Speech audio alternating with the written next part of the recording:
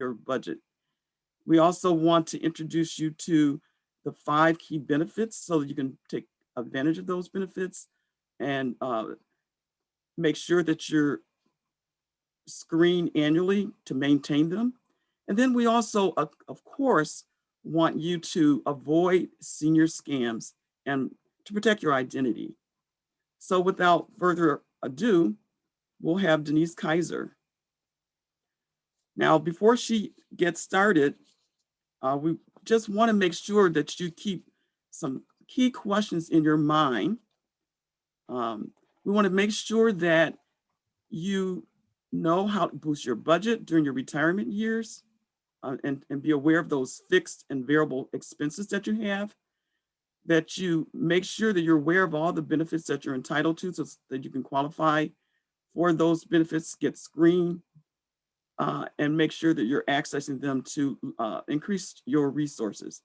And then we also want to make sure that you're not a victim of identity theft and that you get the most out of Medicare and Medicaid resources.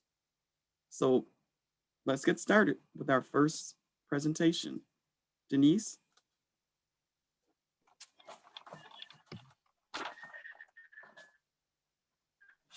Good morning.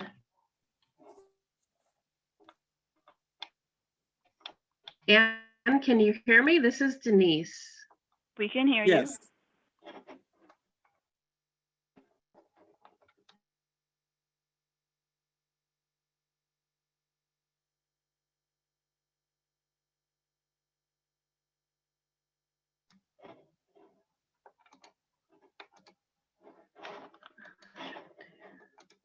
All right.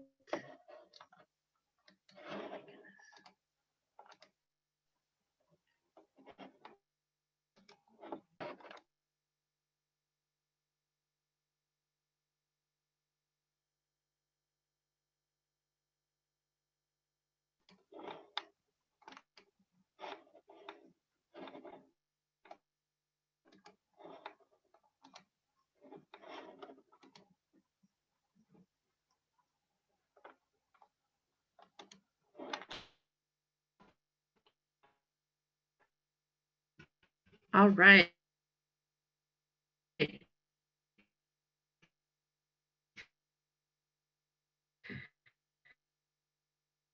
Can everyone see my screen this morning? Yeah.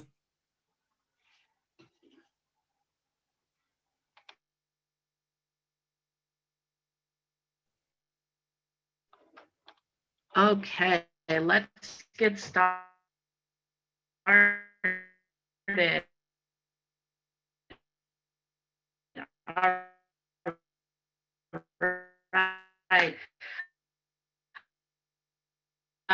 Just a few little technical issues this morning, but I'm ready.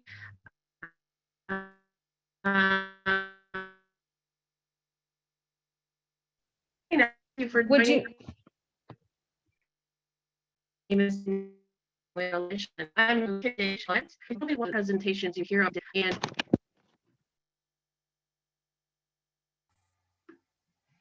I'm going to share your screen, Denise. I'm going to share your presentations for you, Denise.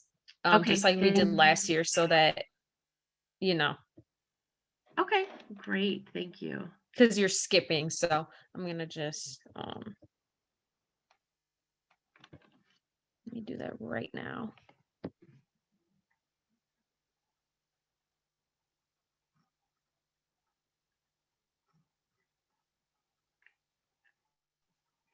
Okay.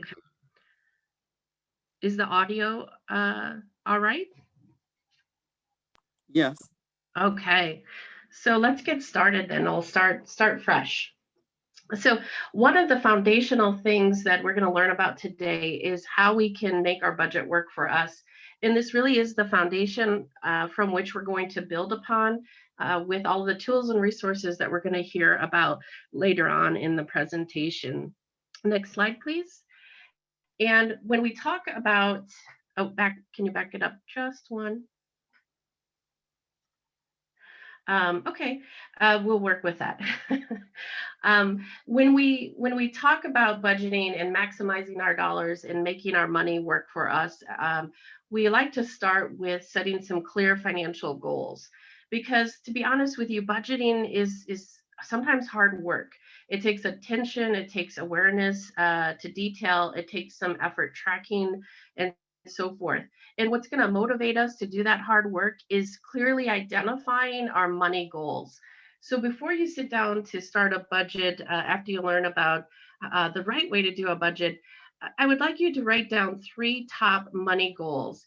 And as you're creating your money goals, your financial goals, I want you to think about them, making them clear and specific and measurable. Next slide, please. When we make financial goals, a lot of times we'll have a goal like where it would be nice to have an emergency fund, for example. And when you listen to financial experts, they're going to tell you that it's that you have to have a 3 to 6 months worth of your expenses in an emergency fund, just in case, right? Just in case you lose employment, and in the event that you become sick and you need to rely on your savings to make ends meet. But that goal might seem overwhelming. I know it seems overwhelming to me. 3 to 6 months of my expenses is a lot. And it's hard work, especially if you haven't built that savings habit up yet. So, as we're moving into the budget process and you're creating your financial goals to start with, one of your starting goals might be to start an emergency fund. And while 3 to 6 months worth of expenses might seem overwhelming, you might want to start with a smaller amount, and you want to name it, right? So you're going to start and make it specific. I'm going to save for a financial emergency. You're going to make it measurable because you're going to give yourself a dollar amount. Over the next few months, by the end of the year, perhaps, I believe I can save $1,000. I'd really like to save $1,000 to start my emergency fund. And you're going to make it attainable because as we get into the budgeting process, you're going to look for that surplus that you might have. If you don't have a surplus, you're going to look for ways to reduce expenses so that you can direct the money that you need to achieve this financial goal of saving $1,000 by the end of the year. And as you're looking at your budget, you might find that you can save $100 per month. You're going to make it automatic and go to your savings account each month to make it more attainable. But you've already identified ways that you can save $100, either by using your surplus at the end of the month and moving it into savings, or looking for ways to reduce expenses. And you know that goal is going to be relevant because having an emergency fund is going to give you peace of mind in case life happens. You have an accident, you become ill, you have medical bills to cover. So that savings goal is relevant. It's important to you, and it's going to drive your motivation when we get to the budgeting process. And you always want to give yourself an end time. You want to tie a time parameter to each goal. And you're going to do that by doing the math, right? So if you're able to save $100 a month, over the next 10 months, you'll be able to achieve that savings goal of $1,000. And that, my friends, is how you make a goal specific, measurable, attainable, relevant, and time bound. And we use this acronym SMART so that we remember the important pieces of what we do, the steps we take in creating that financial goal. We like to call this an acronym, the SMART acronym, and apply that methodology to our financial goals. Next slide, please. So as we move into the budget, you've already created your top 3 financial goals. And I should mention that as you're creating your financial goals, it's really important to get the buy-in from your household members, especially if you have adults living in your household. Get their buy-in to working towards those financial goals. So when you get to the hard work of doing the budget, you get their support as well. Now, when we're looking at doing a budget, there's a couple of different ways that we can do a budget. We can do a budget with using pen and paper. We can use a tech app of some sorts. But in any event, we have to make a record of it, right? A budget is not having the numbers in my head. A budget is actually putting them down on paper or putting them in an app. There's something that happens chemically in our brain when we write down a goal, when we write down our numbers and create our budget or put them in an app. Either way, it's an application of the information we have in our head, and that makes it stick. It makes it more meaningful and top of mind. So an income minus expenses is going to be our budget. Budgeting, I like to say budgeting is simple, basic math. We're just doing the numbers. It's addition and subtraction. What makes budgeting difficult is the human aspect, right? We're humans, and sometimes we confuse our wants with needs. We get them reversed.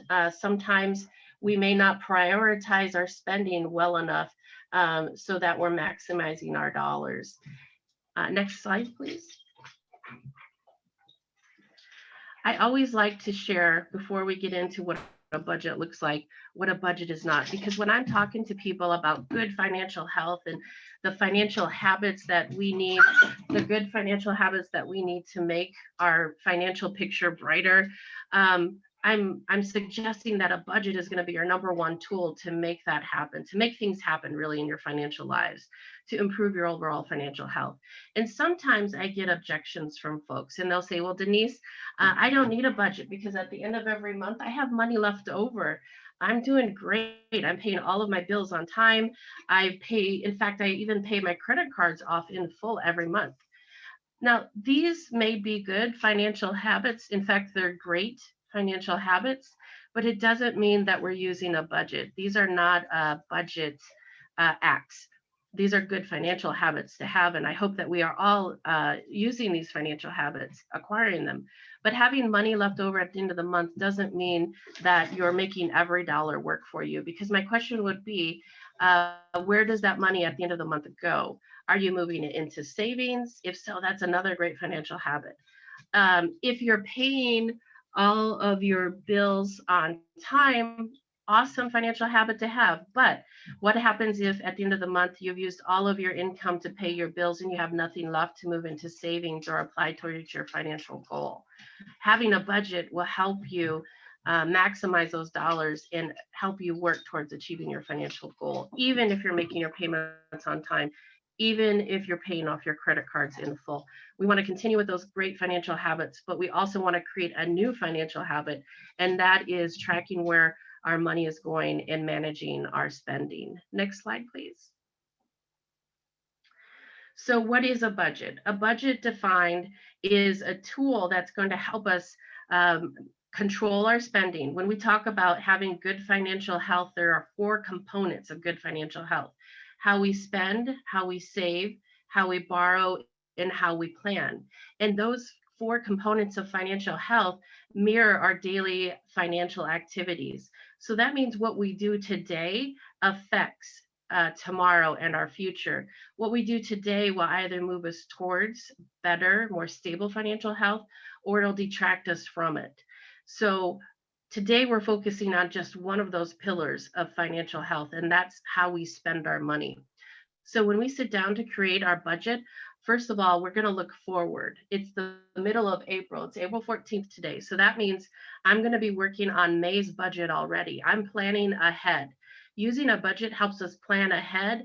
It helps us have more control, and it helps us be more aware of how we're spending our money. So I'm going to look forward.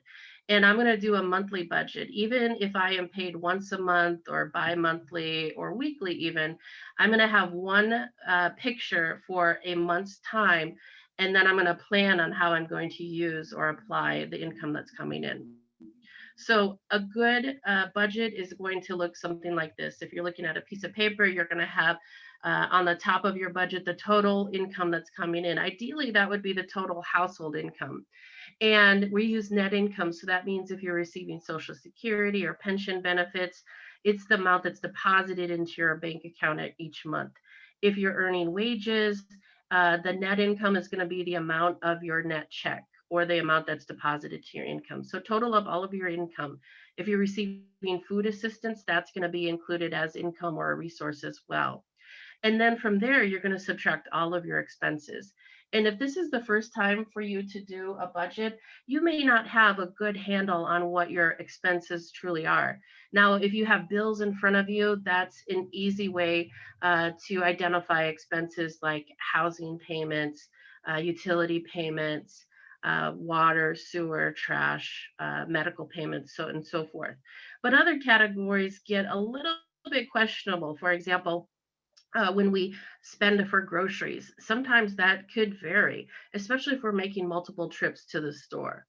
It could also vary if sometimes you use a check or debit card when you're buying groceries, or if you're using cash. If you're not tracking those expenses, you may not have a good handle or understanding exactly how much you're spending.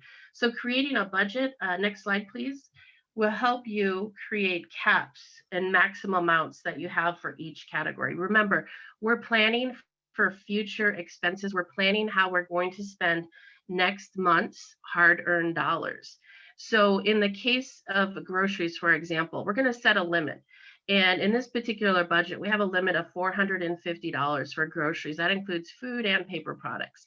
That means if by week 3 of my month, I've exhausted $450, I know this because I've been tracking it in either my checkbook or my bank account or receipts. When I get to $450 at week 3 of the month, I still have a week left. I'm going to try to look for ways to, I like to call this shopping in my closet, shopping in the pantry, shopping in the freezer, and making do with what I have so that I can stay at my budget limit for this particular category. Now, sometimes that may not be an option and you have to go over that budget category. And then you're going to look for other categories that you can reduce or eliminate for that particular month. And then you'll reset your budget in the next month. The most important thing about budgeting is that we're paying attention. We're conscious and aware of the dollars that we're spending so that we can maximize every one of our hard-earned dollars. Now, when you sit down to do your budget for the first time, and you do the math, you take your income and subtract your expenses, you're going to have a number left over. And that number is going to be either a surplus, you have money left over on paper, or you have a deficit, not enough money to cover all of your expenses. Next slide, please. What you can do, the ideal way to use a budget is to identify first and foremost whether or not you have a surplus or a deficit. If you have a surplus and you have money left over at the end of the month, that's easy because what you want to do is plug it back into a category in your budget. For example, if I have $200 left over at the end of my month, I want to make sure I move it into savings so I don't quote accidentally spend it on an Amazon purchase or maybe when I'm out shopping over the weekend. I'm going to give that money an action item. I'm going to make it work for me in my emergency savings fund. And then I'm going to have a balanced budget. Income minus expenses is 0. I have a balanced budget. Now, what if you have a deficit? Let's say I have a $200 deficit at the end of the month. Okay, that's on paper. So my first question is going to be, as a financial coach, what have you been doing for the last few months? Obviously, this deficit of $200 has probably been existent for a few months or maybe longer. How have you been making up that difference? Have you been using your credit cards to make ends meet because there's not enough income?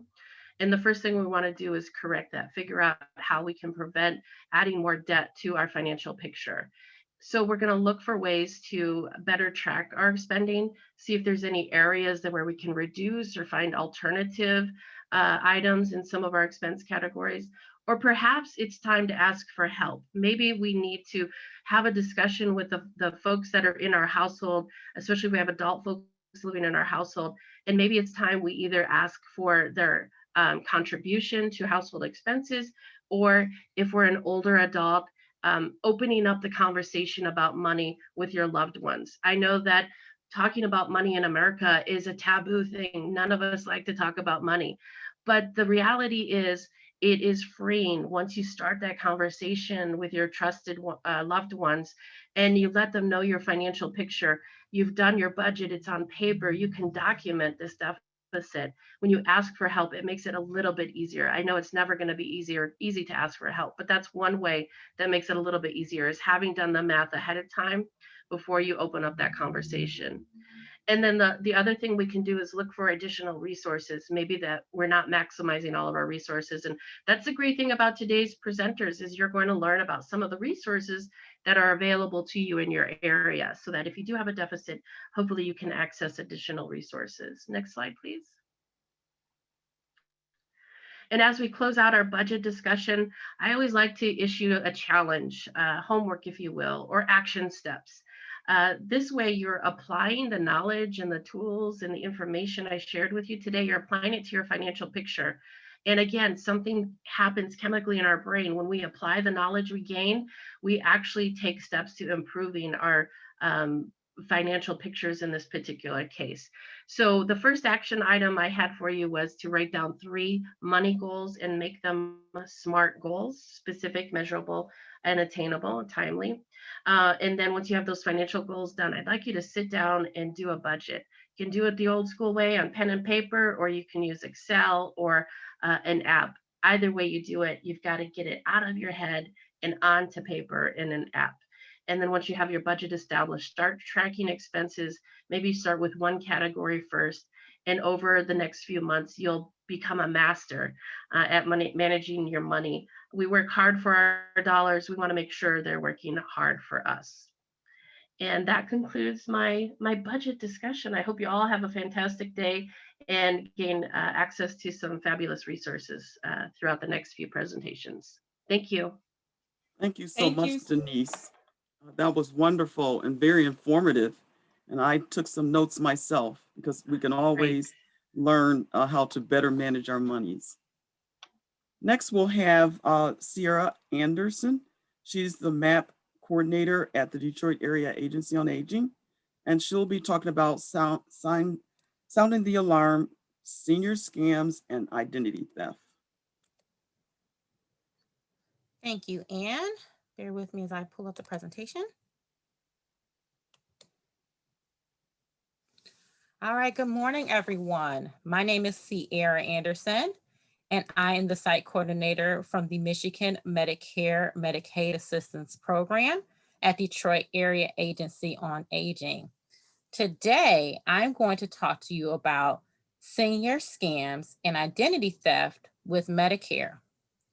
First, what will we cover?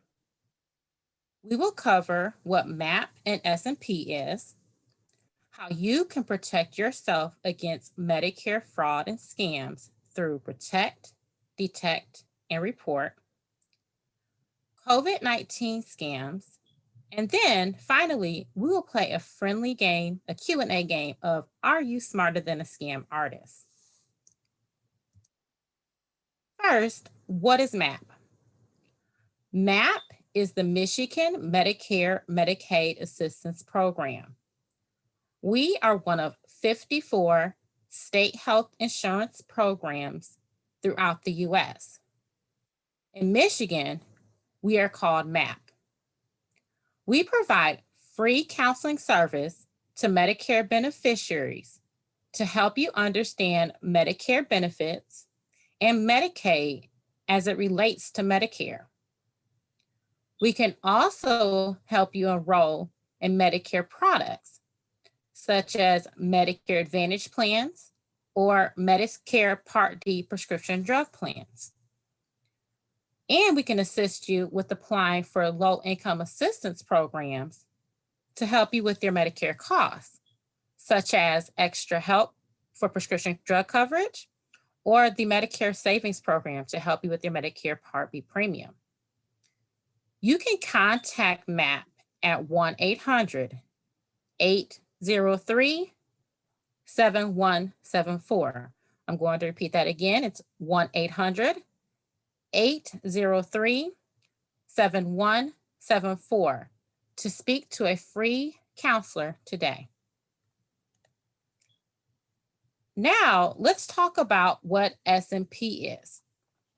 MAP is also your local senior Medicare patrol, also known as S&P. We provide free education to Medicare beneficiaries on protection against Medicare fraud and scams. We also provide assistance with reporting Medicare fraudulent activity and scams. Let's take a moment to watch a short clip to learn a little bit more about S&P. Bear with me, I'm going to stop sharing so I can share the video.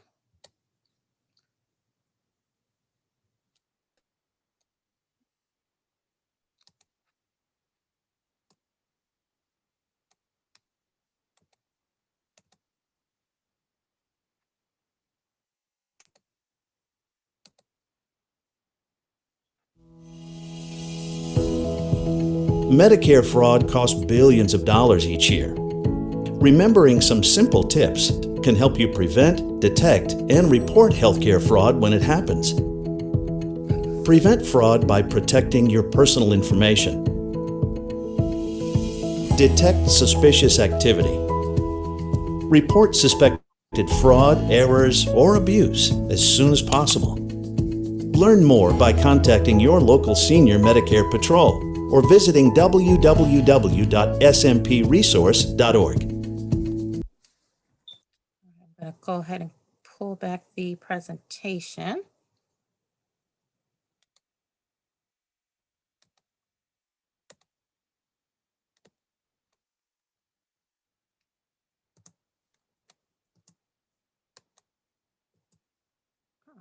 Bear with me.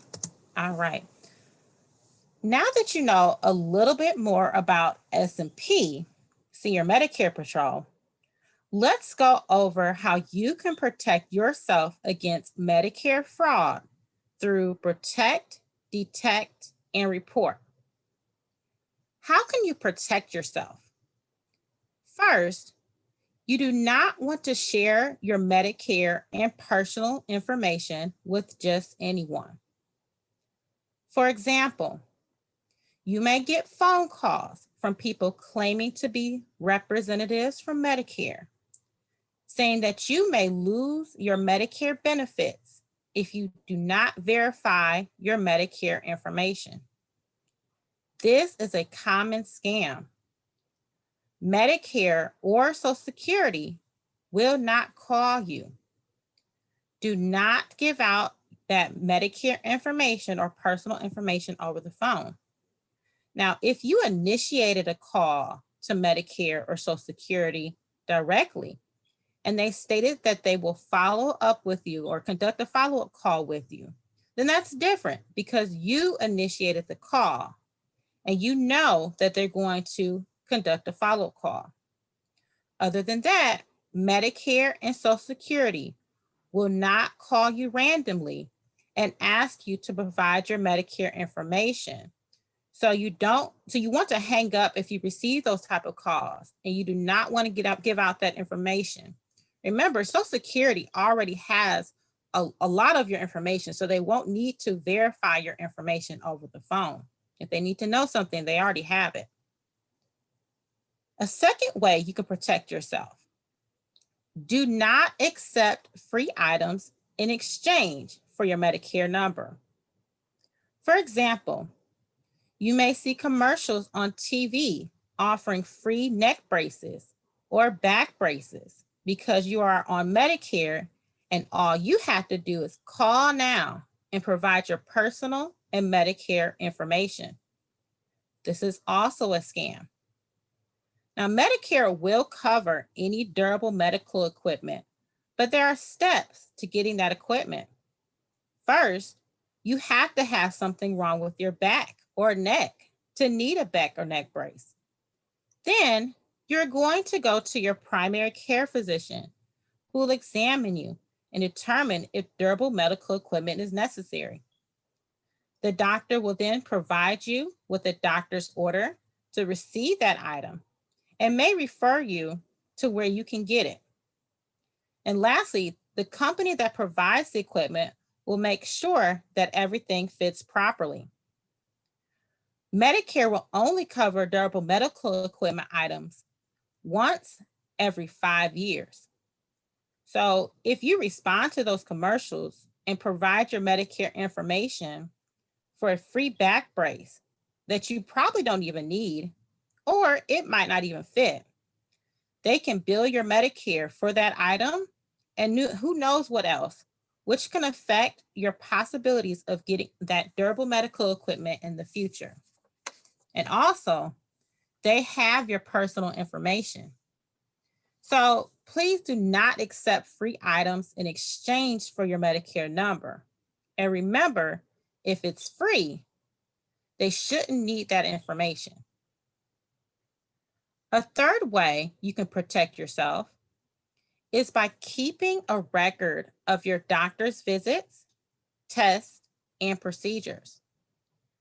You can keep this information written in a notebook or a personal healthcare journal.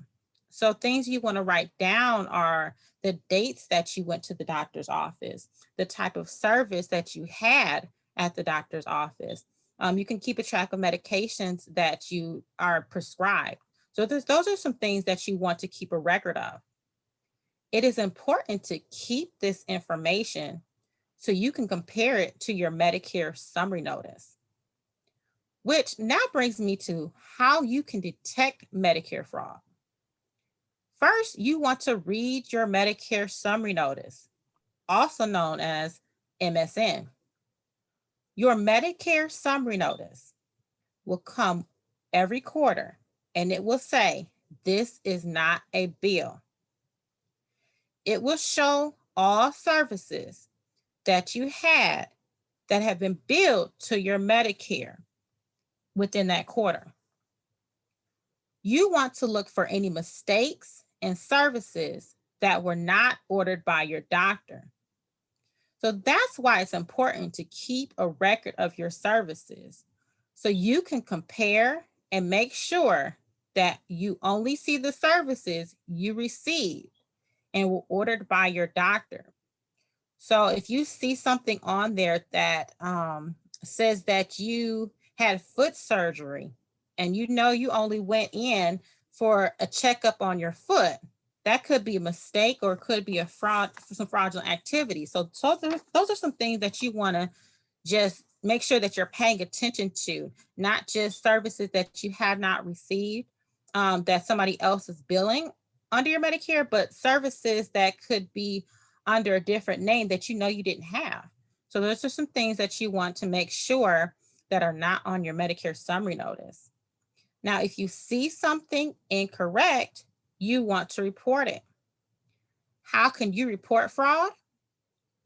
You can contact Medicare directly, and the instructions will be given on your Medicare summary notice. So on the last page of your Medicare summary notice, it's going to be a page that says, "Do you suspect any fraud?" And you can contact Medicare. Or you can contact your local Senior Medicare Patrol, SMP, and that's us. Our number again is 1-800-803-7174. I'm going to repeat that again, 1-800-803-7174. Now we are going to talk about COVID-19 scams. It seems like scammers will find a way to turn anything into a scam nowadays, including COVID-19. There's even scams about the stimulus check that you need to make sure that you are protecting yourself against. We want to make sure you are aware of these scams and provide information on how you can protect yourself against the COVID-19 scams. Beware of COVID-19 fraud schemes with scammers using telemarketing calls, text messages, social media platforms, and door-to-door visits to perpetrate COVID-19 related scams. Con artists may also try to get Medicare numbers or personal information so they can steal identities and commit Medicare fraud. Medicare fraud results in higher healthcare costs and taxes for everyone. Now, how can you protect yourself against COVID-19 scams? Well, you can protect yourself by knowing what is true. Medicare covers the COVID-19 vaccines, so there will be no cost to you. Medicare also covers the COVID-19 test. You will need to share your Medicare card with your healthcare provider or pharmacy when receiving your vaccine, even if you're enrolled in a Medicare Advantage plan. If anyone else asks you to share your Medicare number or pay for access to the vaccine, you can bet this is a scam. You cannot pay to put your name on a list to get the vaccine. You cannot pay to get early access to the vaccine. Remember, do not share your personal or financial information if someone calls, texts, or emails you promising access to the vaccine for a fee.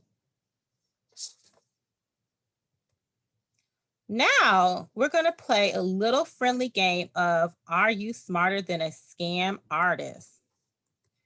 For this game, I'm going to ask a series of a few multiple Q&A questions.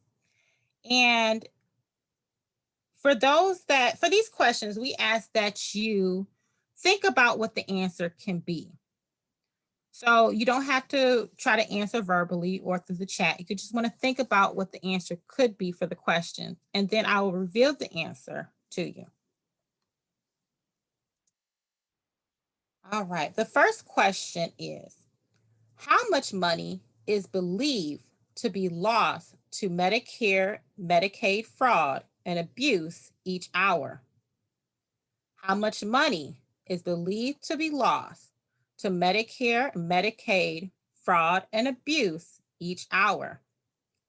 Is it A, $5,000, B, $50,000, C, $100,000, or D, $6.8 million? Go ahead and think about what you think the answer could be.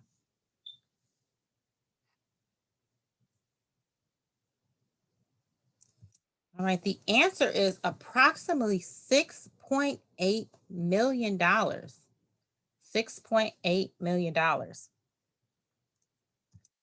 Next question, it says Medicare Advantage and drug plans may call and email to market their plans to people with Medicare. Is this true or false? Medicare Advantage and drug plans may call and email to market their plans to people with Medicare. True or false? Go ahead and think about that. All right, the answer is false. Medicare health and drug plans are not allowed to cold call, visit uninvited, or send emails. Medicare health and drug plans are not allowed to cold call, visit uninvited, or send emails. All right, the next question. How do you know if Medicare has paid for a service you did not receive? How do you know if Medicare has paid for a service you did not receive?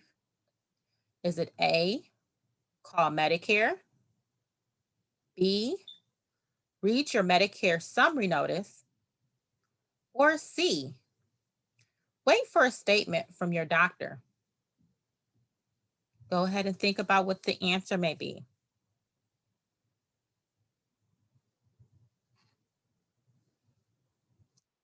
All right, the answer is B, read your Medicare summary notice.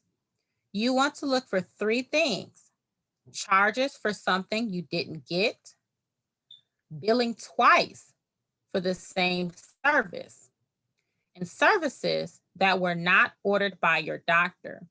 Remember, this is where you want to keep a notebook or personal healthcare journal and keep a record of your doctor's visits, tests, and procedures so you can compare that information to your Medicare summary notice and look for those mistakes. Next question states, scam artists can easily make your caller ID show a familiar number like your bank. True or false? Scam artists can easily make your caller ID show a familiar number like your bank. True or false? Go ahead and think about what that answer is.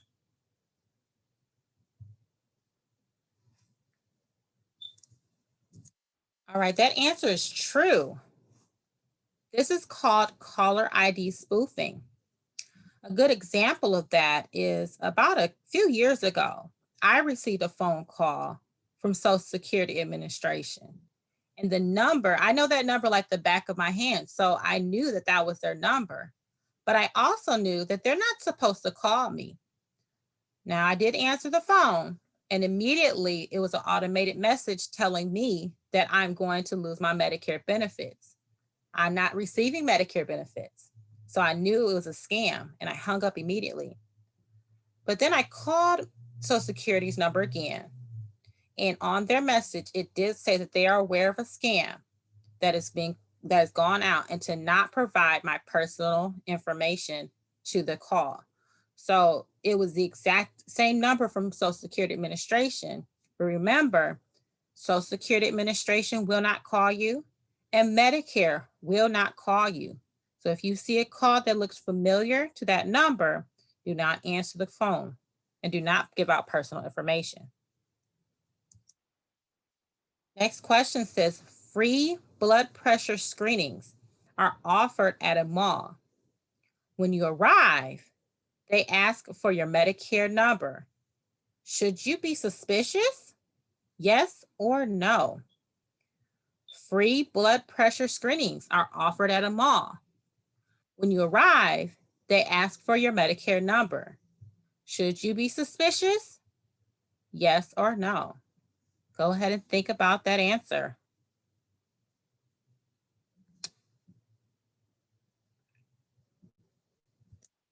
The answer is yes. Yes, you want to be suspicious. If a service is being offered for free, they do not need your Medicare number.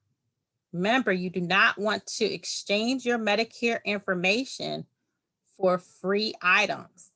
Do not share your Medicare information. Last question. It says, you receive a phone call from someone claiming to be Medicare. The caller states that a refund is due to you, and you only need to give them your Medicare number and bank account information to receive the refund. You should A, give the caller your information, B, hang up, or C, make sure they have your friend's information too. Go ahead and think about that answer. All right, the answer, of course, is B, hang up. You do not want to give out your personal information, and you definitely do not want to give out your friend's information as well. Remember, again, Medicare will not call you, and they will not ask you for your personal information through a phone call. So remember, you want to hang up and do not provide that information to them.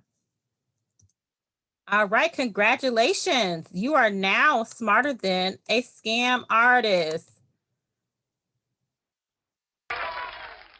All right, so again, we are the Medicare Medicaid Assistance Program, also known as the Senior Medicare Patrol.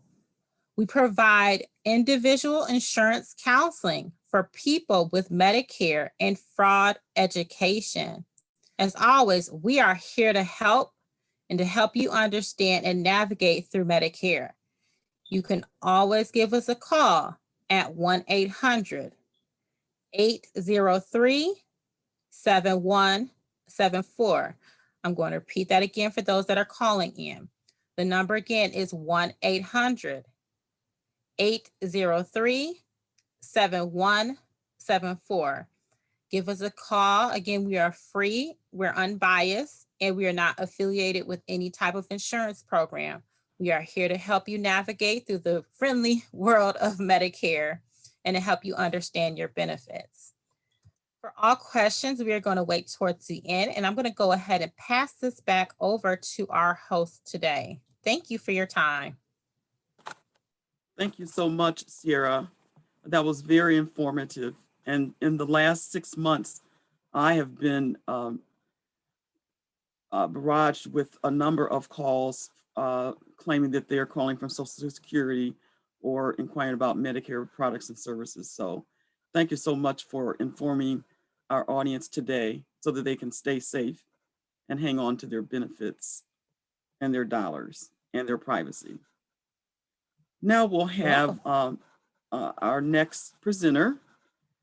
She is Latoya Hall.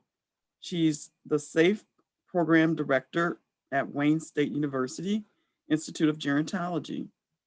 And she'll be talking about caregiving, managing other people's money. Latoya? Hello. Hello, everyone. I am going to bring up my presentation. So give me 1 second to get that up and share it with you.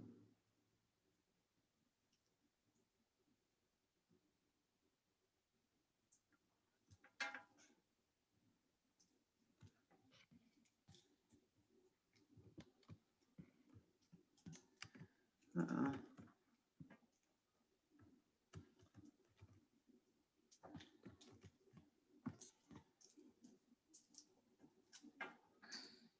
Okay. So today we're going to be talking about, if there are caregivers on the call, the proper ins and out of managing someone else's money. It is a task that many of us may be charged with in our lifetime, especially if you have older parents as they age. They may need help with managing their expenses for various reasons.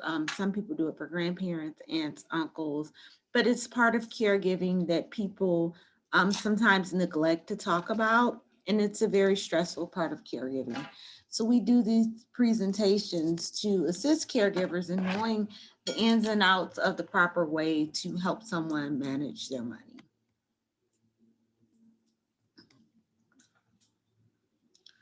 So when we talk about caregivers, we talk about informal caregivers. So we talk about those people who are providing care to someone and mostly without pay. So it's going to be that family member that see there's a need and they step in. You know, they're not paid, they're not trained. There are 34.2 million informal caregivers in the United States to older adults over 50. 15.7 million of those informal caregivers are caregivers to someone with Alzheimer's or dementia, which usually makes it even more necessary for the caregiver to manage that person's money if there are some cognition issues going on. And caregivers usually spend about 13 hours a month managing financial matters. And that's whether that's budgeting that person's money, paying bills, doing banking, and other money management related tasks. So this is how this becomes an issue. Usually, you know, they're getting older, they start to have some capacity issues, usually cognition issues. Sometimes they'll see their financial management abilities begin to deteriorate as early as what we call mild cognitive impairment, the very early stages of dementia. And they need assistance with managing their money. They forget to pay bills. Some people start to pay bills twice.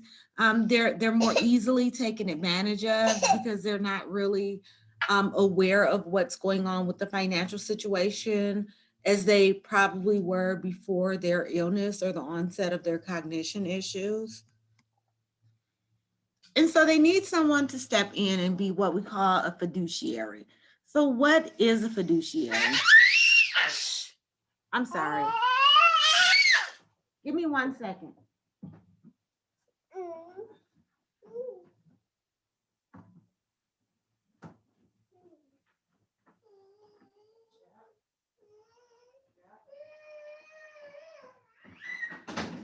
We have a little helper with us today, but that's our lives right now with COVID-19.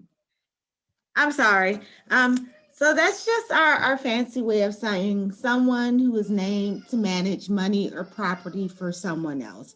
So when you are the person who is named either by that person or by the courts, and we're going to talk a little bit more about that, as the person who is managing someone else's money, you are a fiduciary. And so most of the fiduciaries, especially the fiduciaries that we're talking to, are lay fiduciaries. They're a critical source of help. They often have no training, and sometimes they can commit fraud or commit some of the wrong steps in managing someone else's money unknowingly, because there is no training for being a fiduciary as a caregiver. And so these are the types of fiduciaries that you come into contact with when you're a caregiver to someone. You can be the agent under power of attorney. So that's when you're designated as, in the power of attorney document that that person has completed, to be the person to manage that person's finances. There are court-appointed guardians, and most people just call them guardians. But in Michigan, guardians usually manage things like healthcare, where a person is going to live, living conditions. When you get to someone who's specifically appointed by the court to manage money for someone, that person is a conservator. Sometimes these can be the same person, sometimes they can be two different people, but in Michigan, there is a difference between a guardian and a conservator. Usually the court will appoint a conservator when there is a large amount of money in question in this person's estate. And then you can also be a Social Security representative payee or a VA fiduciary. And that means that Social Security or the VA recognizes you as the person who is managing this person's monthly benefit payment. Now, it's important to know that just because you have one of these, it doesn't mean you have all of them. So say you are the caregiver to someone who's a veteran who receives Social Security, and they gave you the power of attorney, powers as agent under power of attorney before their illness. And now, you know, during their illness, you are stepping in to exercise those responsibilities as the agent under power of attorney. That doesn't mean that you have Social Security representative payee or VA fiduciary powers. You may have the power of attorney and you call Social Security or the VA, and they won't give you any information or let you make any changes to the account or anything because you haven't registered with them as a representative payee or the fiduciary. So it's important to understand what appointment you hold, what you can do under that appointment, and if you need other appointments to be able to do things with this person's money within those entities.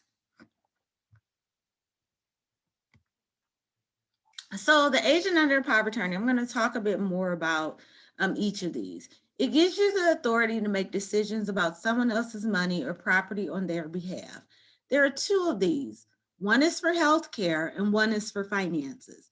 And again, the agent for healthcare and finances can be the same person, or it can be two different people. We're not going to focus on healthcare because that's not my area. I'm going to focus more on the agent under power of attorney for finances. But these concepts are pretty general to both. So the first thing I make people aware of about this is that if you have sat down with your loved one and determined that you are going to be their agent, it's better to get these documents completed and signed as soon as possible. You cannot wait till someone is in mid to late stages of dementia and want to go and get a power of attorney. In order to have this power of attorney hold up in a court of law, there will be an assessment and there will be called into question, did this person have the capacity to even appoint you as their agent cognitively?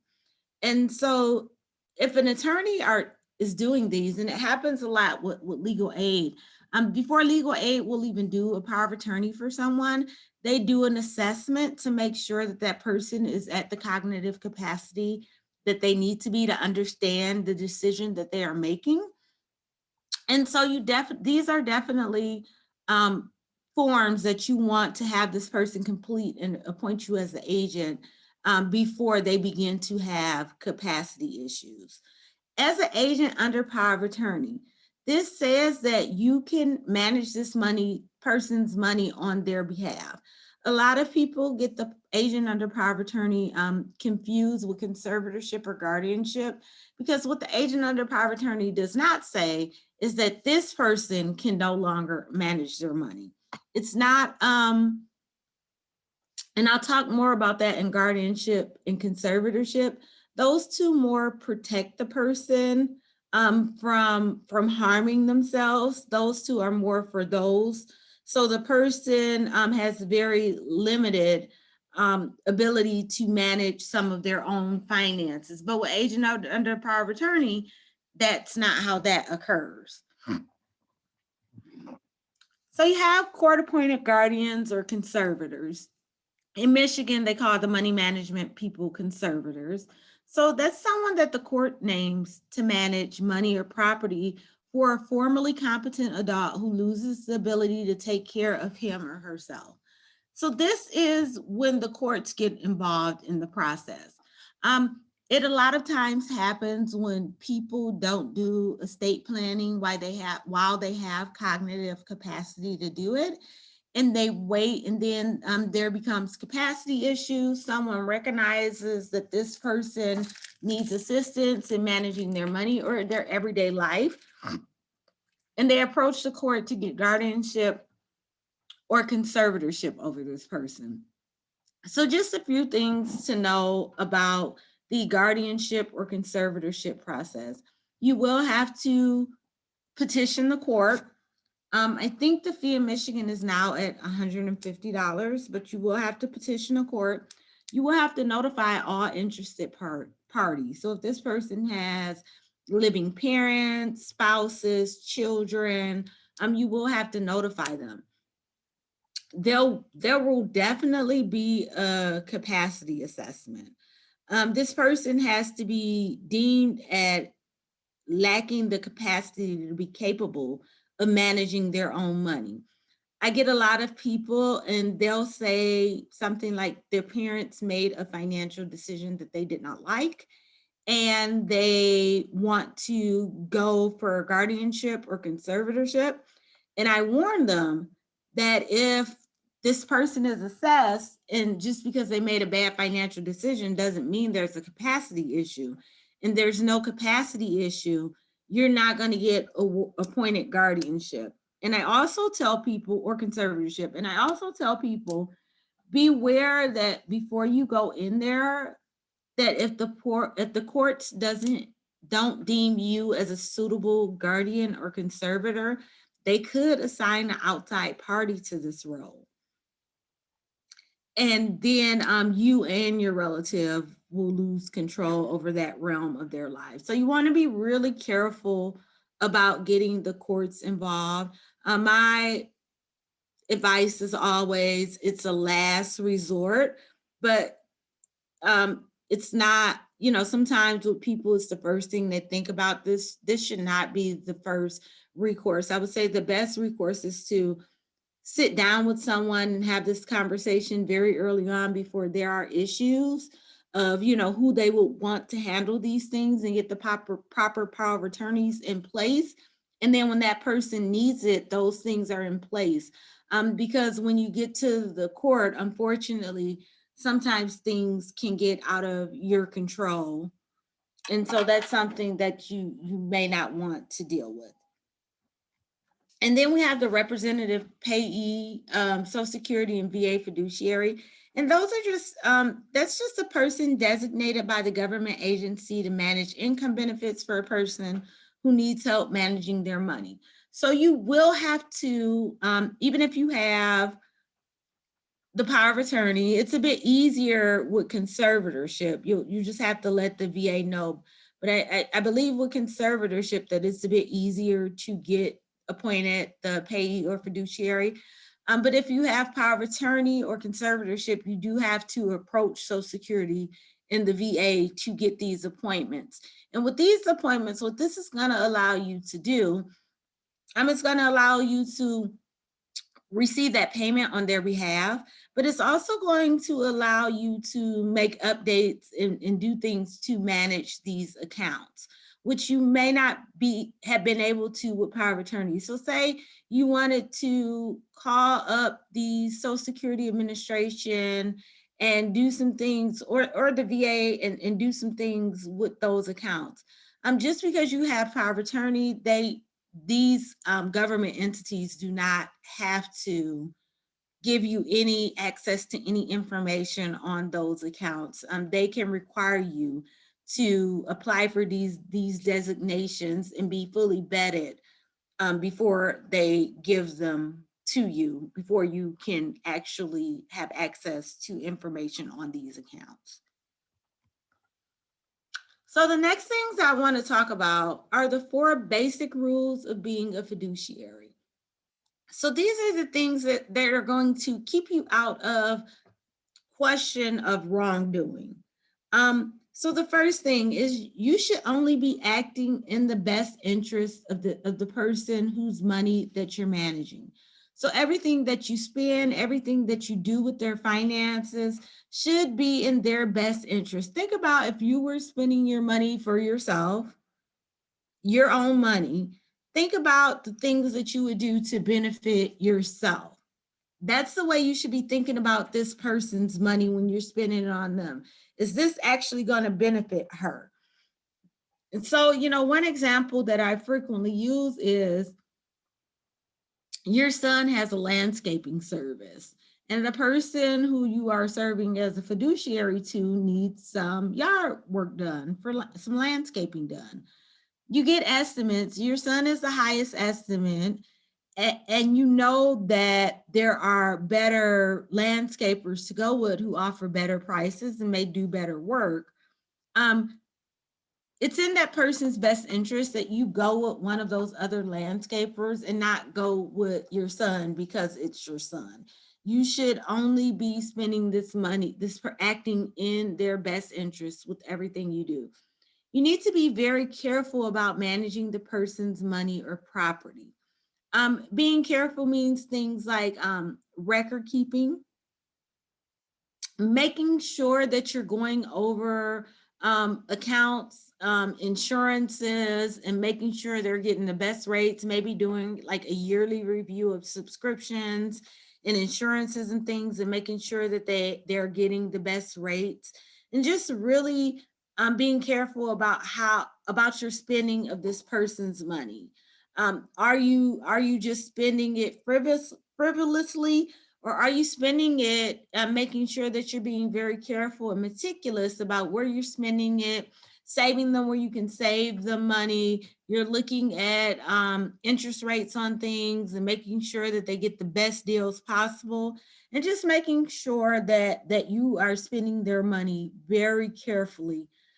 We know that the money of older adults is limited. So to me, this is one very important aspect of it, because it allows them to, without managing their own money, still get, as you could say, the most bang for their buck. This next one is very important because a lot of people make this mistake. Be sure to keep their money or property separate from your own. Do not go putting your name on bank accounts. Under the Michigan Power of Attorney law, if it's not explicitly written into the document, the power of attorney document, you should not have a joint bank account with this person. Now, there is a way that you can go to the bank and be recognized on this person's account as their agent. And when you sign for things, you will sign as the agent under power of attorney. But you don't want to have a joint bank account. And I can't stress this enough. A couple of things with that. It's against the law, for one. For two, with bank accounts, and this is a reason you may not, if you have someone on your bank account as a joint account holder, especially if it's not someone you're married to, you want to think about this too. When you're on a joint bank account, the money is not recognized as half yours or half the other person's, or a percentage of theirs and a percentage of yours. It's all one person's money. I mean, it's all both people's money. So if one person decides, they get up one day and they said there's $10,000 in that account and I want to withdraw $10,000, they can go and withdraw all of the money out of that account. Now, if an agent under power of attorney goes and wants to withdraw all of the money in cash from an account, it raises a red flag. But if a joint owner wants to do it, it does not. And then also in Michigan, debt collectors can garnish bank accounts up to 100% of the debt. So say you're on this person's bank account, or someone's on your bank account for that matter, and they owe you owe someone $5,000 and they got a judgment against you. And this person has $3,000 in their bank account. The person who has obtained that judgment can go and wipe that account out. They can go and take the full $3,000 from that account, and you would still owe $2,000 more because they can garnish a bank account up to 100% in Michigan. You really want to be careful about, putting your name on bank accounts. Don't go putting your name on deeds, and don't put other people on your deeds for that matter. If there's a question of, I want the property to go to this person after I am deceased, and I know this is the person that I want it to go to, I don't want there to be red tape. In Michigan, there is a way to do a ladybird deed and make that happen without having to put this person on your deed. You just don't want to put people on your deed or be on people's deeds because it brings up ownership. Someone could sell the house without you, or there could be multiple issues with that. And then you want to keep good records of your spending and money management. Keeping good records of your spending and money management is going to be very important, especially if you are a court-appointed conservator, a VA fiduciary, or Social Security representative payee. You will have to reconcile at the end of every year. You will have to add everything up that you spent and let them know what you spent and where you spent it. And if they call for an audit, they will call for receipts and records and everything. So you want to, be careful and keep your records. And then I also suggest this for someone who is serving as agent under power of attorney. Although you don't necessarily have to, it's not required. If you should ever be called into question about what you're doing with the money, if you're keeping records, then you have a very good source or a very good record of what you've done with the money if you're ever called into question. So I do suggest it, even though it's not required for an agent. I would suggest it because, like I said, if you're ever called into question, then you have something very tangible to show where you've been spending this person's money. For the older adults, there are some tips that I have for you just to make this process as simple as possible. Have your estate planning documents in order. If this is something you have not thought about, if you haven't thought about, your power of attorneys for healthcare and finances, if you don't have a will, these are definitely things that you want to put into place as soon as possible while you are still at the capacity to do so. And I tell everyone, think about that one person that you absolutely positively do not want making financial decisions or healthcare decisions for you if you are not able to do that for yourself. And then understand, if you don't have these documents in place before something happens, that could very well be the person who ends up making these decisions for you, appointed by the court. So you want to, while you have the ability to have your say-so, you want to put it in writing and have everyone know what your wishes are. Trust but verify. Only appoint someone as your agent you really know and trust. We can't fully know anyone, I feel, but you know someone's character the longer that you've been around them. You know the types of things that you've seen them do in the past that you think they may be capable of, that you think they may be good at or may not be good at. So you want to, really think about, this isn't a decision to take lightly who you're going to appoint as your agent under power of attorney. It's something that you really want to think about, and you really want to appoint someone who you think is going to not only be good at what they're doing in this role, but also be as trustworthy as possible. Someone with lots of integrity and character. You can write and have a third-party overseer attached to the power of attorney document. So it's just saying that, yes, you are my power of attorney, but at quarterly or every 3 months or so, I want you to check in with so-and-so and let them go over what you've been doing with my finances. And you can write that into the document when you make it. You want to try to avoid appointing fiduciaries with substance abuse, gambling, or money management problems. I think the first two, substance abuse or gambling, are pretty self-explanatory, but people say, why money management problems? And I always say, if you're having problems managing your own money, you probably won't do a very good job of managing mine. And then there's also that thing of, I talked about people owing debts. Someone getting in trouble and owing large amounts of money and then having access to your money. That might not turn out well. So you want to think about that. Also remember that just because you make a POA agent designation, that doesn't mean it's set in stone. You can change that anytime you want. And anytime you make a new one and have it dated, signed, and notarized, the old one is null and void.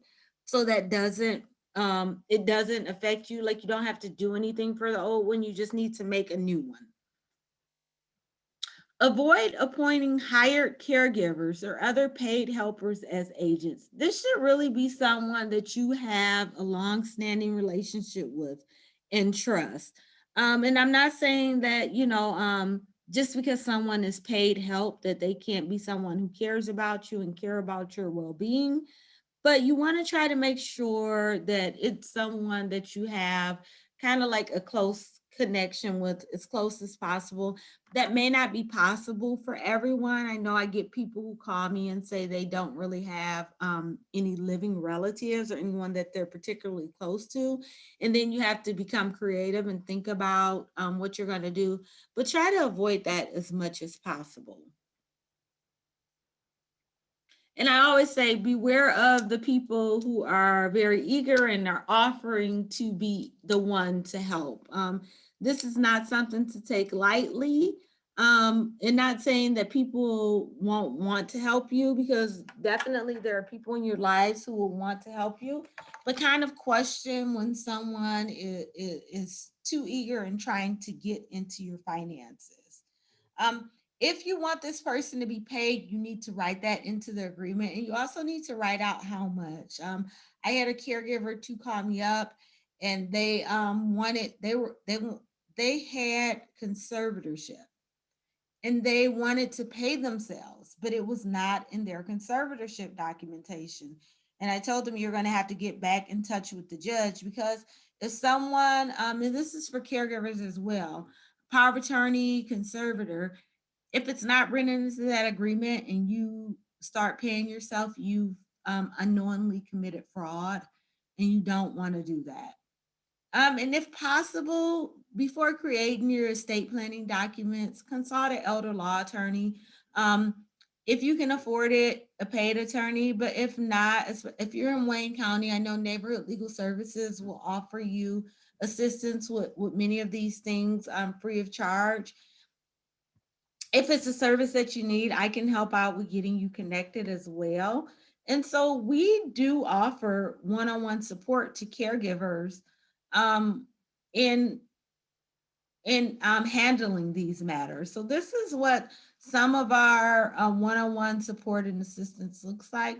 We help caregivers to obtain the necessary legal documents, whether it's connecting you with legal aid, whether it's helping you to understand which documents are necessary and how you're going to go about getting them. Support with the proper record keeping. So I had someone who I just assisted in reconciling with the court. And then we are working on getting a QuickBooks file set up so that it'll be easier for her next year. This was her first year doing it. If there has been exploitation of the person that you're providing care for, we will help on that end too, with filing consumer complaints and police reports, pulling and reviewing credit reports, helping you to dispute things, or reporting to other government entities or financial institutions and things of that nature. We offer assistance in preparing budget. We have some coaching that we do on difficult conversations. That is another module that we do as well. But we kind of coach people around my mom or dad or grandma or uncle, whoever is getting older, and I really want to talk to them about this stuff, but I don't know how to talk to them about finances because it's such a taboo topic. So we do offer coaching and support around that. And if caregivers are having their own financial issues, because it contributes to caregiver burden and stress when you're having your own financial issues.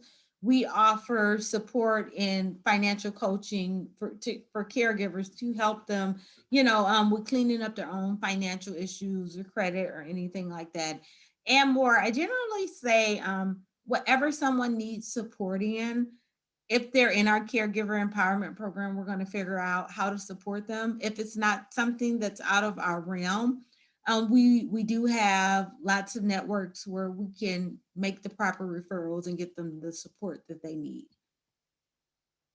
So all of our coaching services are no cost, meaning they're free. We do the one-on-one services, and right now, because of COVID-19, everything is by Zoom or telephone. So nothing is currently in person, but below is my contact information. So if you ever feel like, if you have any questions about anything that I talked about today, if you feel like you need some support, if you are an older adult and you're dealing with a scam or identity theft issue yourself, I am available to assist you. My name is Latoya Hall again. I can be reached at 313-664-2608.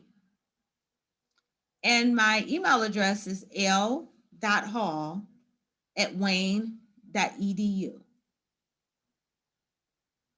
So I'm going to stop sharing my screen and I'll put my contact information in the chat. And I guess Thank I'll you. be, oh, go ahead. I'm sorry. Thank you so much, Latoya.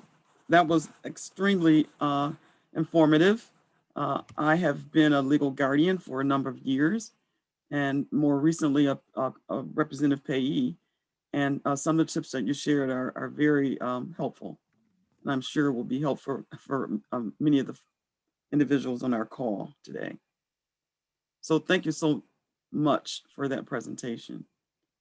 Now we'll bring forward the last presenter of this webinar. She's Darlene Garcia. She's the MyCafe director at Elder Law of Michigan, and she'll talk about one of our favorite topics when our Benefit Access Committee gets together. It's about the 5 key benefits for older adults and how we can reach them and inform them about those resources. Darlene? Hi, good morning. Thank you very much. And wondering how I share my screen. Do I see a sign to share? I'll let our Do Deja. you see on the bottom, it says share screen and it's a green button? Got it. Yeah, I got it. Okay. It's our Zoom extraordinaire.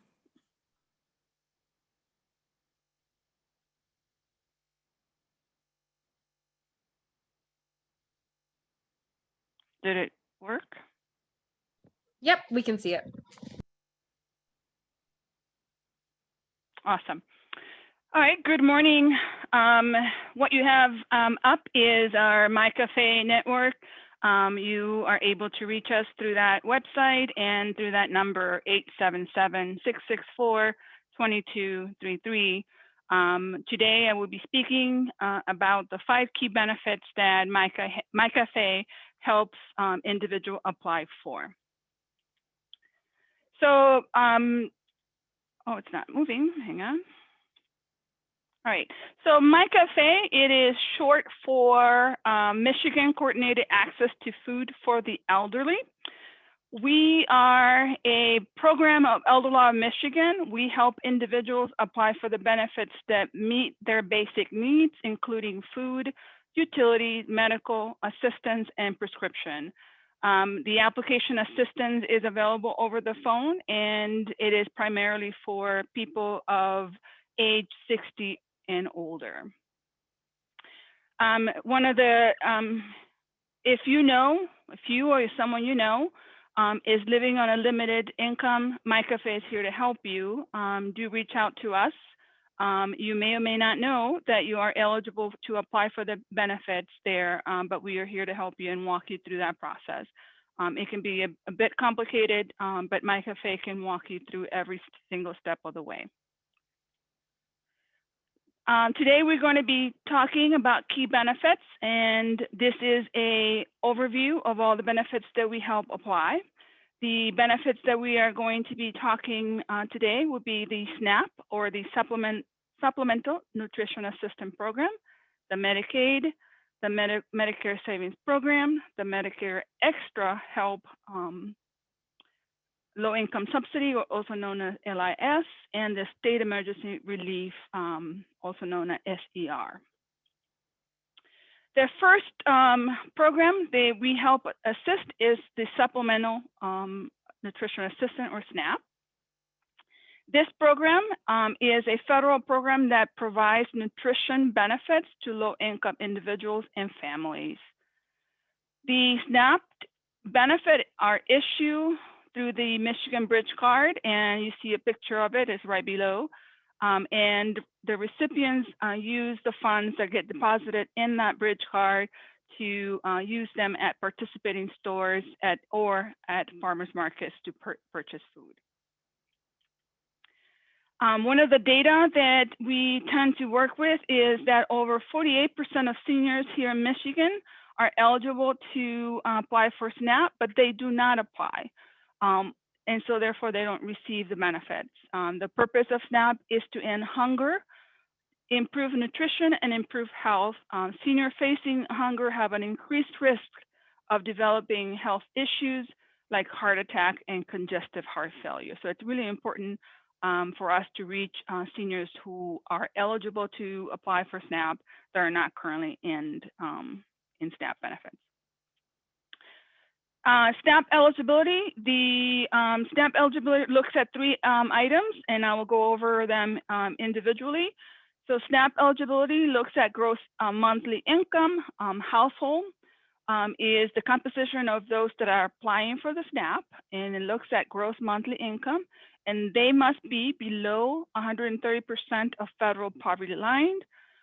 If a senior, disabled, or disabled veteran is in a household, they're able to use the 200% federal poverty guideline.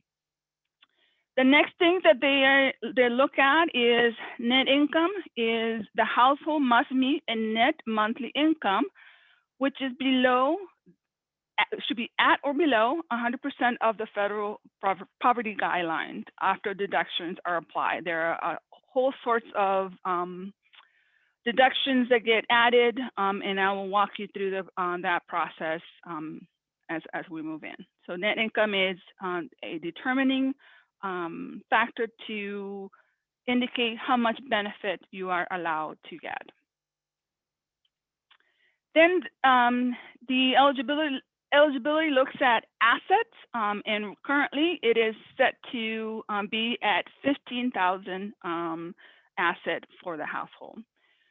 The other eligibility is that it must be a U.S. citizen or certain lawfully present non-citizens that may receive SNAP benefit. And it's a whole list of certain lawfully present non-citizens are eligible to receive SNAP benefits. So as an overview, we are going to look at the household. The household, what they are looking at is those that live together and purchase and prepare meals together. If that is the case, then that is a household, and everyone in that household then applied together. They look at, based on the household, they make sure that that household has only no more than 15,000 in assets. Income, they look at the gross income. It's either at 130% of federal poverty line. Right now, that means a monthly income of $1,383, or at the 200, and that is $2,128. And then after deductions are done, the net income has to be at 100% federal poverty level, and that is at 1,064 for the net income. There are some expenses that are allowed to get to the net income. I will go over a few, but I wanted to highlight currently, I believe April 1st, it went into effect where individuals are now getting standard medical deduction. What that means to seniors is that before, an individual had to prove every month that they had expenses greater than 35, medical expenses that were greater than $35. And so every month they had to submit proof, gather information on the medical expenses, submit it in, and that created a great impact on their ability to receive SNAP benefits because it was fluctuating based on the individual ability to prove their medical expenses. With the standard medical expenses coming into effect April 1st, 2021, we are now able to have a standard 165 standard medical expenses. So if a senior has a one-time verified expenses that are more than 35, then they are getting that standard 165 there. So it's really the burden of having to resubmit documentation on the expenses has been taken away. The other allowable deductions are standard shelter, dependent care deduction, court order child support payments, and did I miss? And there's additional deductions that gives you what needs to get to the net income. And again, remember, net income is what it impacts the amount of benefit that an individual receive in their SNAP benefits. Next item is the citizenship, and we talked about it. It's either citizenship or a certain eligible status that it's there. The next item we're going to go and cover is Medicaid. Typically, you'll see the My Health Card. That tends to be how the benefits get deposited into the Medicaid. Medicaid is a low-income healthcare program that is funded by the state and federal government and is run by the state. It is available to low-income persons that are age 65 older, blind, or permanently disabled person members. There are other categories that are covered under Medicaid. Medicaid eligibility, we look at an individual can apply as a single individual, a married where both apply, or a married with just one person applying. In that category, the single will have to have no more than $2,000 in asset. A married applying both will have to do $3,000, same as for married applying one. In the Medicaid eligibility, the very low income, based on the federal poverty guideline, that is the monthly income that they will have to show for eligibility. So a single person will have to show no more than 1,073, 1,452 for the married or the married applying both, or married just one. With low income, and that is the 133% of federal poverty guideline, that is the income that they're looking for to be Medicaid eligible. 1428 for a single, 1931 if both are applying or just one applies. And citizenship is the same, Michigan and US citizenship for Medicaid eligibility, and then certain eligible status are required. The next benefit that we cover and we help apply is the Medicare Savings Program. A couple of background on the Medicare is federal health insurance program that is available regardless of income, medical history or health status to persons who are 65 or older. There are certain younger individuals with disability and individuals that have been diagnosed with a end-stage renal disease or a ALS. They're then provided with Medicare. Medicare consists of Part A, which is hospital insurance. Eligibility for that can be either a free premium, meaning that individuals do not pay for that premium based on their Social Security retirement or their history to paying payroll taxes for more than 10 years. So for those individuals, then it is free. If you don't meet that free Part A, there's a premium for it. Right now, it's either $471 a month or $259, depending on work history and payroll taxes for that individual. So you'll see a category ranging from $259 to $471 as premium Part A that an individual needs to be paying for. The next item is Medicare Part B. It's called medical insurance, and it's Part B premium. And currently, the amount in 2021 is $148.50. This premium, you have to pay it unless you are eligible for the Medicare Savings Program, which we will talk about it shortly. Medicare Part B, this is the prescription drug coverage. We help with that as well. This is a government contract with private companies. And so this Part D premium or monthly amount that you have to pay varies because of the plan. We help individuals apply and see if they're eligible for the extra help and low income subsidy, and I will cover that shortly. Medicare Savings Program, what is it?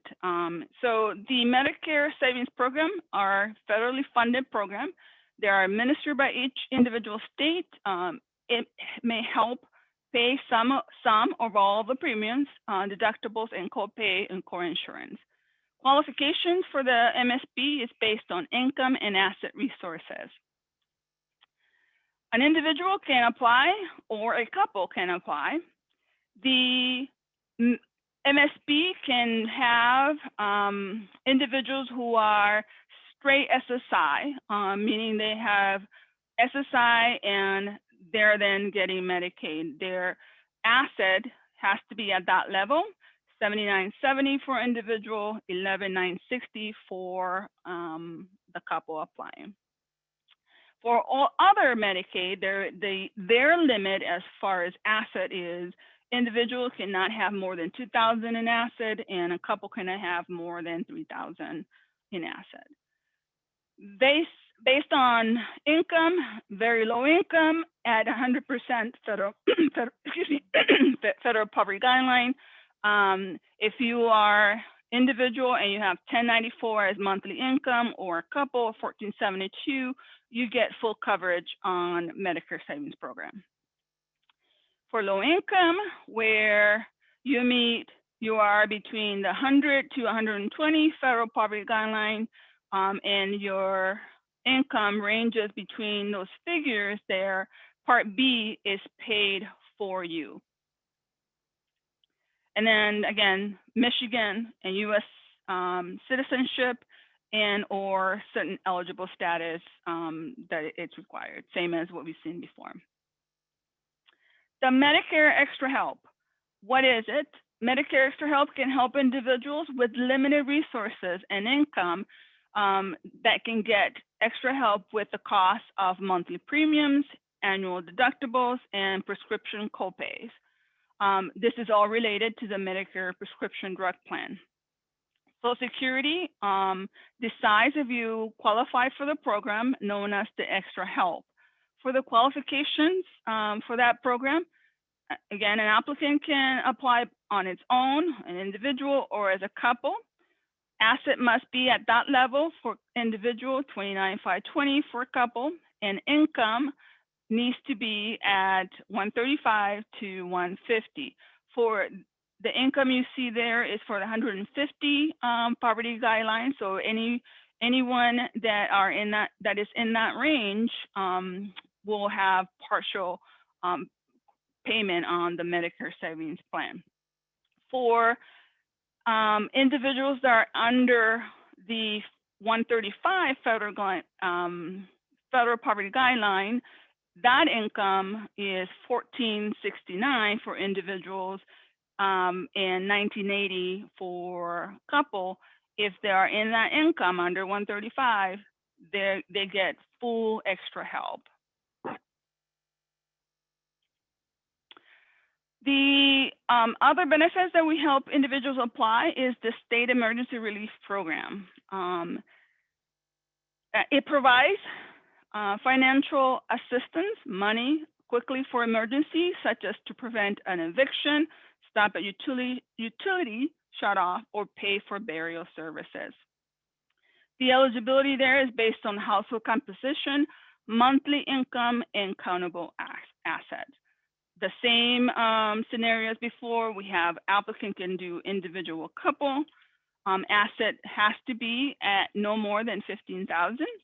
And income for that, they look at that 150 poverty level. And right now it is at 1610 or 2178 for couples. The last item is our information. So it's Michigan Coordinated Access to Food, MyCafe. If you or someone you know needs help, do get that number and call. We are open Monday through Friday, 9 a.m. to 3 p.m. With COVID-19, our services has continued to serve individuals. So we are able to help you via phone. If there is a urgent matter, just give us a call. We'll try to help you and walk you through that process. It is a bit complicated to maneuver through every step in every application, but with MyCafe, we can help every step of the way. That is my contact information. The number, my name is Darlene Garcia, and this has been a pleasure. Thank you for having me. Thank you so much, Darlene. And that was absolutely great and a lot of information that's very helpful to anyone who is receiving Medicare or Medicaid benefits and other resources that are available. So I'll have Christy to kick off our question and answer period. Thank you. That was a lot of great information that we received on how to keep ourselves safe, how to watch out for scams, how to budget our money, how we apply for our Medicare and Medicaid, how do we help our seniors, how do we as caregivers make sure we're doing the right things and providing information. So thank you, everyone. So I want to provide this opportunity for any questions. So you can raise your hand or put your questions in the Q&A box or in the chat. If we have questions from our translators, please let me know, and we can get those answered by our panelists. So once again, this is that time. You can unmute yourself by pressing *6 if you would like to ask that question, ask your question out loud as well. So any questions? I did see a hand up, and I'm not sure if they still have a question, but it was Jiang Lee, L-I is the last name. If you do still have a question, I see your hand up in our participant spot. So if you do, please press *6 to come off of mute and ask your question.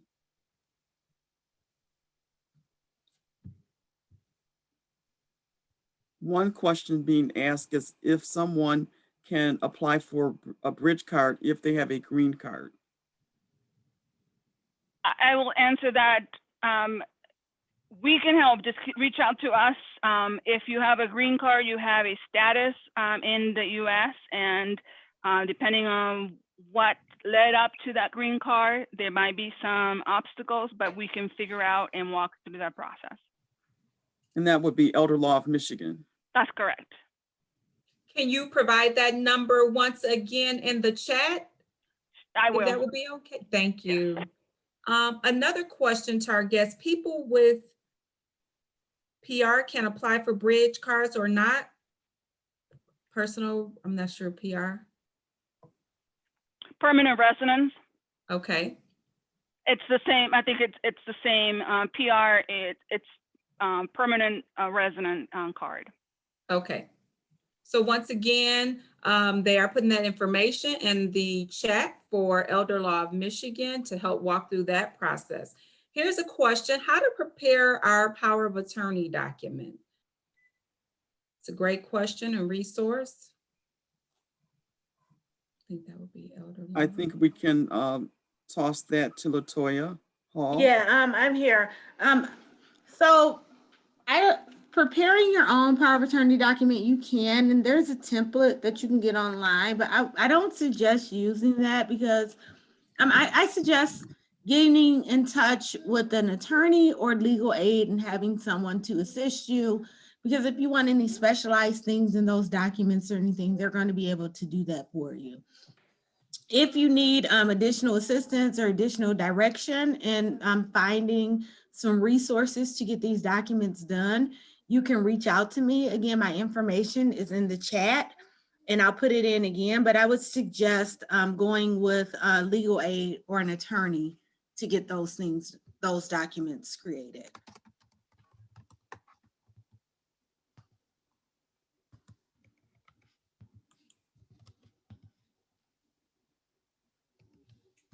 Hello? Are there any other questions?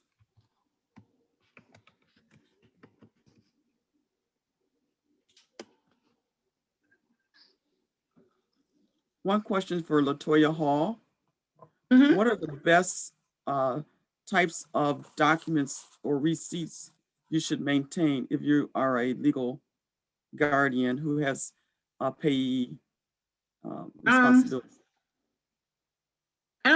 I don't know like the best. I would say anything that you spend money on behalf of that person, try to keep things separated. So if you're going grocery shopping and you're getting food for your house and their house, or food for you and them, try to bring their stuff up separately and just keep that receipt. But I wouldn't say it's a question of the best. It's a question of tracking and recording what you spent. So you want to keep a record of everything that you spend. You want to keep receipts for transactions, for food, if you're doing clothing, if you're doing if you're doing payments of bills out of bank accounts and things, try to keep records of all of your transactions. Thank you. Thank you. Were there any other questions? If you are a victim of scams,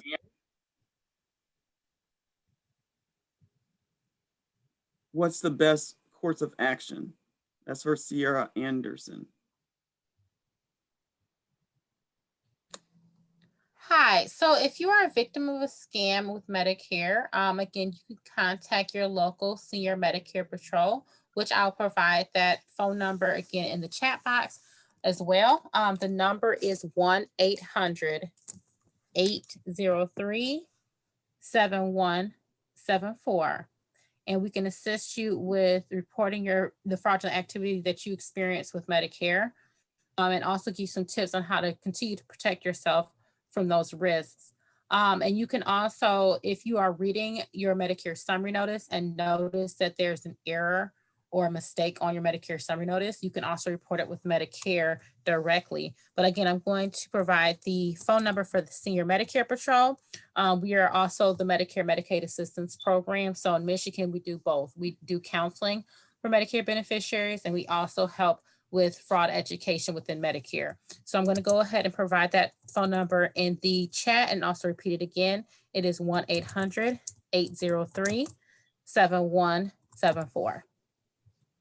And Thank you. also, And I would like to add, if you are the victim of a scam or identity theft in general, even outside of Medicare, SAFE does offer one-on-one, no-cost services to older adult victims of scams and identity theft. And if it's Medicare, yes, contact, Sierra and those guys at SMP. But if it lies outside of Medicare, SAFE can help you to get all of your reporting and financial needs addressed. So you can give me a call for that as well. And Those that's are two- Latoya. Those are two great resources in our community. Thank both of you for sharing that information. Christy?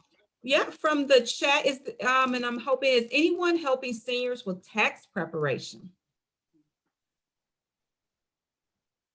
Christy, this isn't safe, but I know sometimes Wayne Metro will partner with the volunteer income tax assistance sites. And so Wayne Metro is a community action agency for Wayne County in Detroit. And so I know that they have some VITA sites going on. I'm not sure in other communities who they're using, but I know Wayne Metro usually will have some VITA sites. I don't have their contact information though. A County Aid Society is another organization that provides income tax assistance. However, with COVID-19, you may want to call them to see if that's available. Thank you, ladies. Sorry, and I did get an email from them. I do have the contact information if you want me to plug it in the chat. That'd be great. Yes. Lots of good questions and information coming through. What help can I seek if I am sick and cannot work right now? I would suggest to call the MyCafe call center. We can help. SNAP benefits, it's really helpful for individuals. So we can, get them nutrition if it's needed based on lack of funds into the household. So I would say reach out to MyCafe. Great. Any other questions before we move forward? Some great information, some great resources. Things are being put in the chat, so lots of phone numbers there. I don't see any more. Anything else from our panelists that they'd like to share?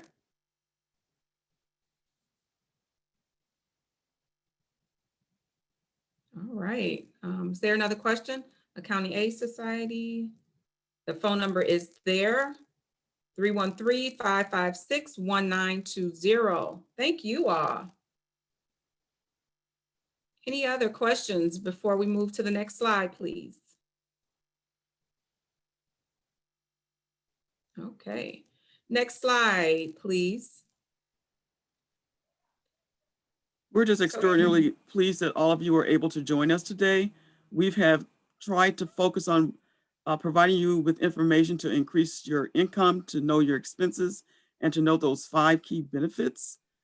We would like you to keep your feelers out and make sure that you don't take calls that can lead to your being scammed, so you can protect your identity. So thank you so much for joining us. And we really want you to benefit from the resources that are available in our community. Next slide. We've shared these numbers earlier in our webinar, but make sure that you are aware of what's available through the Elder Law of Michigan, Medicare Medicaid Assistance Program, as well as SAFE program that's making the presentations available today. They're great resources in the community. We will be posting this information on the Senior Regional Collaborative website. Upcoming in the next 2 quarters will be seasonal webinars that we'll be making available. One will be the Balancing Act Boosts Your Budget presentation by Denise Kaiser on August 24th from 11 to 12:30. That'll be followed by a 5 key benefits presentation as well.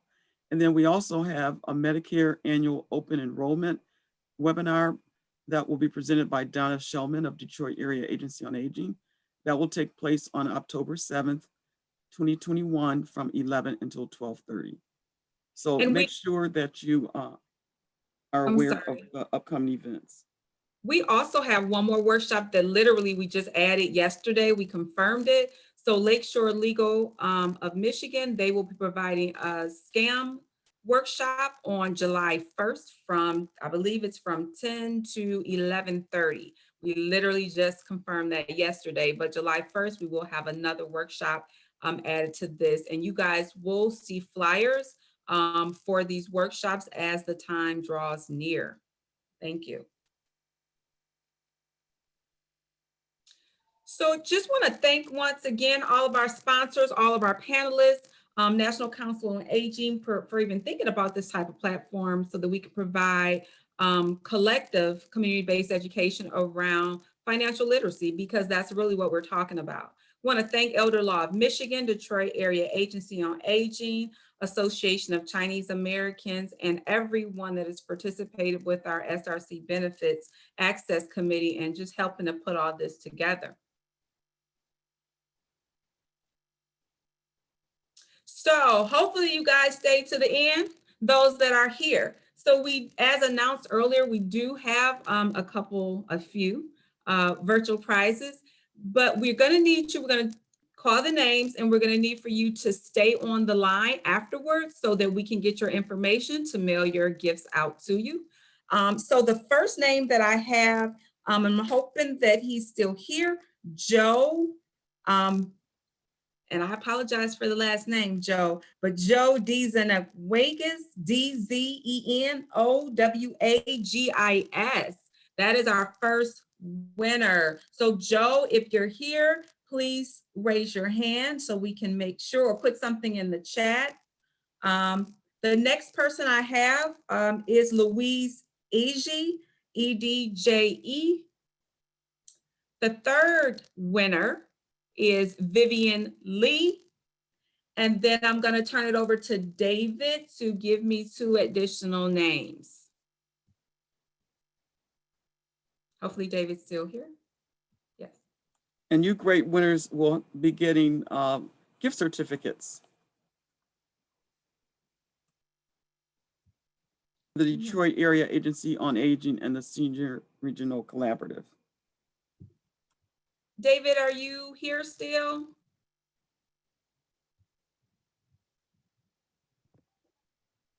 Can I have anyone from ACA to provide me with 2 additional names for gift cards?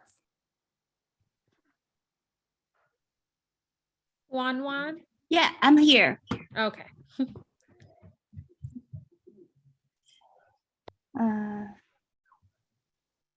We can.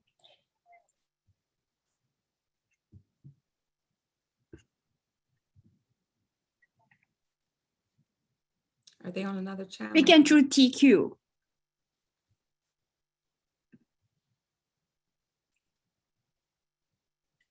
So we're going to have 2 additional winners from ACA, and we will have them reach out to those individuals directly, because I see they're off of mute, but I can't hear anyone. So in essence of time, because we are ticking down, please, those that we've called so far, please hold on. And that would be Joe, Dzenowages, Louise Eje, and Vivian Lee. And then the 2 additional winners from ACA, please hold on as well. Yes, I believe one from ACA would be the participant, TQ. TQ. And then Juan, who would you have as the second one?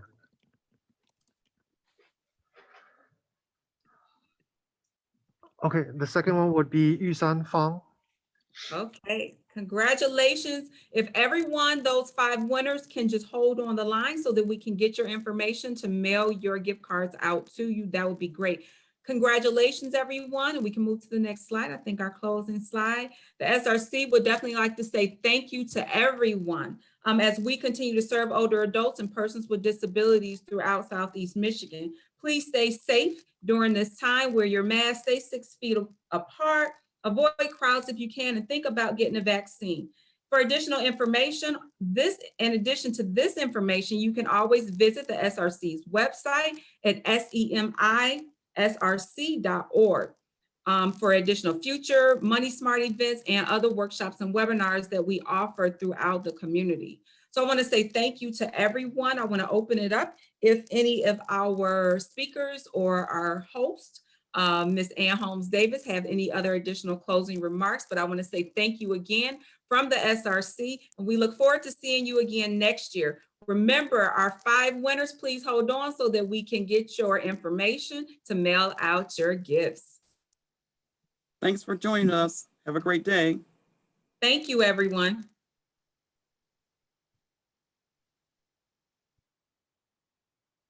Bye.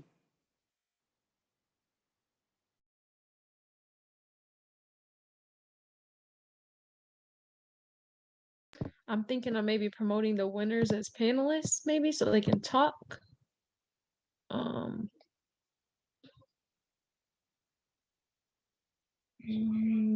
But I do not see the, oh, I see some winners, but I don't see all of them. Yeah, so I guess for the ACA ones, because I think one of them has already left. Should we just follow up with you all and give you their contacts? If you have it, if you, Yeah. I see. I have put mine in the chat. Can you open up the chat? I'm gonna need, Deja, can you open the chat? Can you hear me? Yes. Put it in, because I think it's set now so that only panelists can. Okay, if you can open the chat, let me give it to you. Can you hear me? Yes, Ms. Louise, I can. How are you? Okay, it seems as if my voice, the volume on my machine has sort of stopped, but if you can hear me, Nope, I my hear you. number is 27228 PIN, P as in Paul, E as in Edward, N as in Nancy, N as in Nancy, Street, Inkster, INKSTER, Michigan, 48141. All right, thank you. Your volume is not coming through. It wasn't, but I can hear you now, Can you hear me? Christy. Yeah, I can hear you now. Thank you. Thank you. Hi, Ms. Okay. Louise. How are you? Good, all right. It's Mr. Christy King who was in, we were working together at one time. Yes, ma'am. Oh, you look very nice, my dear. Okay, I'm sorry. I had headphones on and I'm taking care of my mother. I'm her caregiver, so I'm sort of in transit. But you did get the address. Yes, ma'am.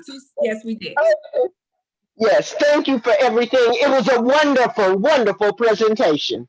Thank you. Thank you so much. Okay.